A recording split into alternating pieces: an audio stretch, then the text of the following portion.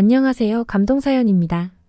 외국인들이 한국하면 떠올리는 이미지는 빨리빨리 문화나 냄비근성, K-팝입니다. 하지만 한국에서 직접 생활하면서 겪어본 외국인들의 이야기는 조금 다른데요. 그런 사람들이 하나같이 입을 모아 얘기하는 것이 바로 한국인들만의 따뜻한 정이라고 합니다. 개인주의가 강한 외국에서는 좀처럼 겪지 못했던 것이기에 우리가 느끼기에 정말 일상적인 것들도 외국인들에게는 오히려 더 크게 느껴진다고도 하는데요. 과연 어떤 것이 외국인들에게 그렇게 크게 와닿는지 한국에서 생활하는 미국인 여성 유학생의 이야기를 들어볼까요? 오늘은 감동사연TV로 직접 사연을 보내주신 미국인 유학생 올리비아의 사연을 말씀드리려고 합니다. 안녕하세요. 저는 미국에서 나고 자랐고 지금은 안암동에 있는 고려대학교에서 공부하고 있는 올리비아라고 합니다. 사실 저는 해외에 있는 대학에 잠깐 교환학생만 가볼 생각이었고 유학은 꿈도 꾸지 않고 있었어요. 그리고 한국이라는 나라에 오게 될 거라고 생각하지도 않았고 그냥 세계 여러 대학교에 교환학생을 지원했다가 다른 곳은 떨어지고 한국의 고려대학교만 붙어서 오게 된 거였죠. 그런데 전 세계에서 유례없는 한국인들만의 정을 경험한 어떤 사건 이후로 평소에는 잘 모르던 한국을 사랑하게 되었고 아예 유학을 하기로 마음먹었습니다. 그래서 지금은 여자애 혼자서 타국에서 혼자 지내는 건 위험하다는 부모님의 걱정에도 한국에 와서 즐겁게 생활하고 있으며 아예 한국에서 직장을 다닐지 고민하고 있는데요. 제 인생을 바꿔준 경험은 바로 제가 한국 경찰에 신고를 당했다는 굉장히 특이한 사건이었어요. 이 얘기를 하려면 일단 제가 교환학생으로 처음 왔던 때로 돌아가야 하는데요. 저는 처음 6개월 동안 교환학생으로 한국에 왔지만 기숙사는 너무 여러 학생들이 함께 있어서 많이 불편했고 단기 계약을 통해 자취방을 구할 수 있었습니다. 그런데 한국에 일찍 자취방을 구해서 개강하기 전까지 한 달 정도 시간이 남더라고요. 자취방을 적당히 정리하고 제 옷가지나 귀중품 같은 짐들도 다 옮겨놓은 후에 저는 이 남는 시간 동안 한국 전국 여행을 떠나보기로 했습니다. 한국에 오기 전부터 여러 도시에 대해서 사전 조사를 해봤는데 각 지역마다 특색도 다르고 음식도 굉장히 색달라서 여러 도시에 한 번씩은 가보고 싶었는데 마침 잘 됐다 싶었죠. 그래서 저는 자취방이 있는 서울대학가에서 출발해서 속초에서 경주, 경주에서 부산, 통영, 여수, 전주까지 돌아보는 전국 여행 코스를 떠났습니다. 기간은 약 2주 정도로 넉넉하게 잡고 그렇게 훌쩍 여행을 떠났답니다. 여행을 떠나고 나서는 즐거운 기억뿐이었는데요. 사실 한국어를 짧게 배웠다고 해도 발음이 그렇게 유창하지도 않아서 걱정이 되었지만 가는 곳마다 저를 반겨주시고 외딴 시골 마을까지 가도 의사소통에 거의 문제가 없더라고요. 한국인들이 영어를 잘 한다고는 들었지만 시골에서도 영어로 통할 줄은 몰랐어요. 아마 외국인 관광객이 많이 와서 지방에 계신 분들도 영어 단어, 바디랭귀지를 잘 쓰시는 것 같았어요. 그리고 다행히 한국의 여러 향토 음식들도 제 입맛에 생각보다 잘 맞았죠.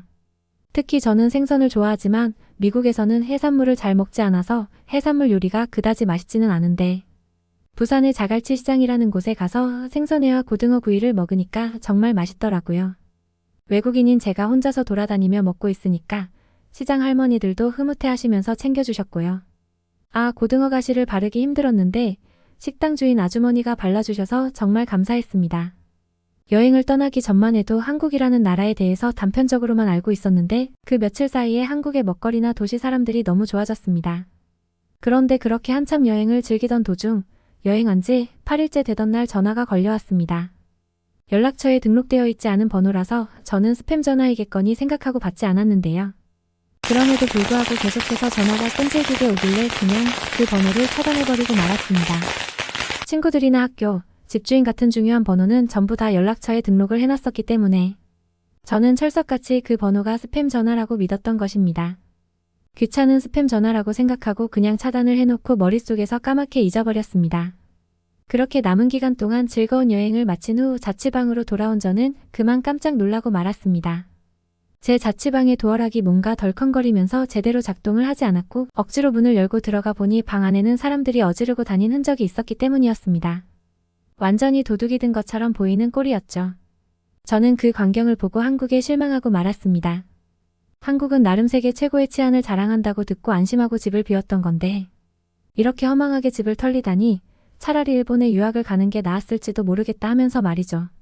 그런데 도둑에게 털렸다고 생각하고 경찰에 신고하려고 하며 방안을 둘러보던 저는 뭔가 이상함을 느꼈습니다.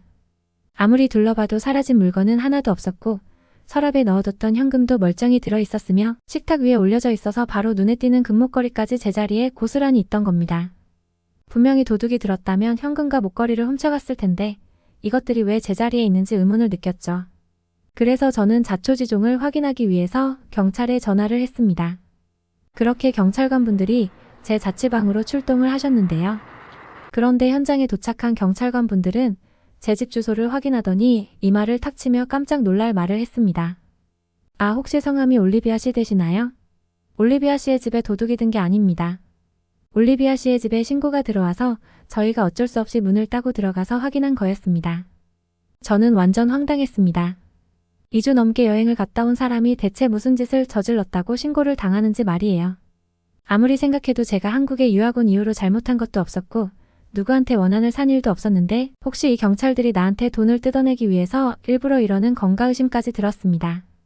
동남아 같은 곳에서는 일부 부패한 경찰들이 일부러 돈이 많을 것 같은 외국인들을 상대로 생사람을 잡으면서 잡혀가기 싫으면 돈을 달라고 하는 경우가 많다는 것을 들었거든요. 하지만 한국 같은 선진국에서 이런 일이 벌어진다니.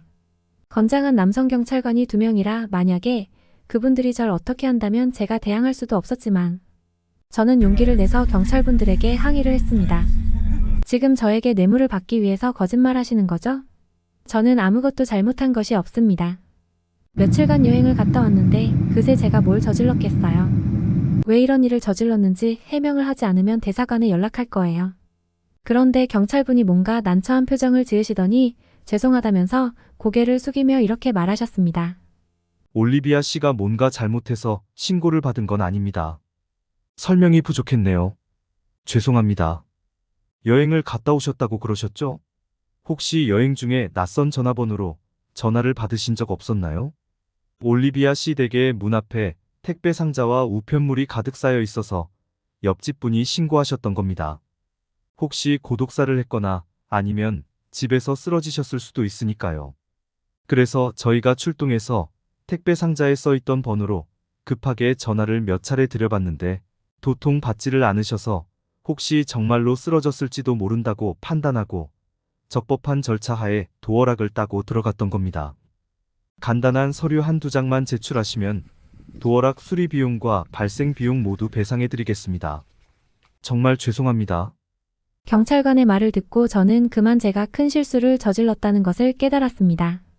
불현듯 제가 여행 중에 차단했던 한 전화번호가 번뜩 생각났거든요. 귀찮은 광고 전화인 줄 알고 차단했던 그 번호가 사실은 경찰관분의 전화번호였고 차단해서 제가 전화를 안 받으니 진짜로 제가 쓰러지기라도 한 줄 알고 이런 일이 생겼던 거죠. 그제서야 저는 제가 속초로 여행 가기 전에 주문했던 택배들이 생각났습니다. 미국에서는 택배 속도가 느려서 일주일이 지나야 도착하는 경우도 있기 때문에 택배를 미리 주문하는 버릇이 있어서 여기서도 여행 가기 전에 미리 생필품이랑 전공서적을 잔뜩 주문해 놓고 떠났었는데 그것 때문에 여행 가 있는 동안 문 앞에 택배 상자가 가득 쌓였고 옆집 분들에게 오해를 사게 된 것이었습니다. 그제서야 저는 제 실수였음을 깨달았고 괜히 경찰들을 의심한 것 같아서 너무 죄송스러웠습니다. 그래서 그 자리에서 바로 고개 숙여 사과드렸는데 오히려 경찰분들은 몸이 편찮으신 게 아니라 그냥 여행 갔다 오신 거라니 정말 다행이라고 친절히 말씀해 주셨습니다. 저는 한국인들의 따뜻한 마음씨에 순간 감동할 수밖에 없었는데요. 저나 다른 미국인들 같았으면 옆집 문 앞에 우편물이 많이 쌓여 있어도 별로 신경 쓰지도 않았을 것 같은데 한국에서는 옆집이 신고도 해주고 경찰도 이렇게 친절하게 대해주니 마음이 찡해지더라니까요.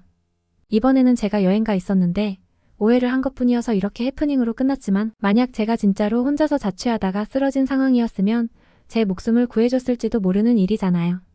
그래서 저는 감사하는 마음을 담아서 롤케이크 세트를 2개 사서 옆집과 경찰서에 전달해드렸습니다.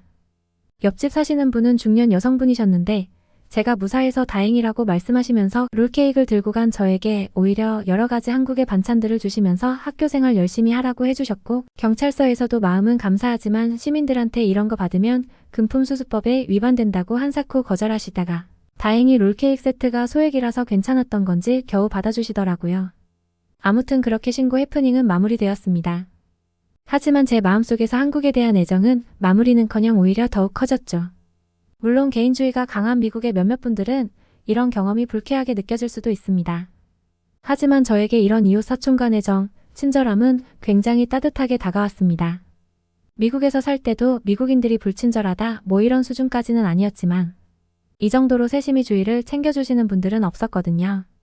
정말 내가 이 한국이라는 나라에서 산다면 행복하겠구나 하는 생각이 들었습니다. 그 이후로 저는 아예 교환학생에서 유학생으로 전환할 수 있는 프로그램에 참여하게 되었고, 시험에도 무사히 합격하고 정식 절차를 밟아서 고려대학교에 유학생으로 다니게 되었죠.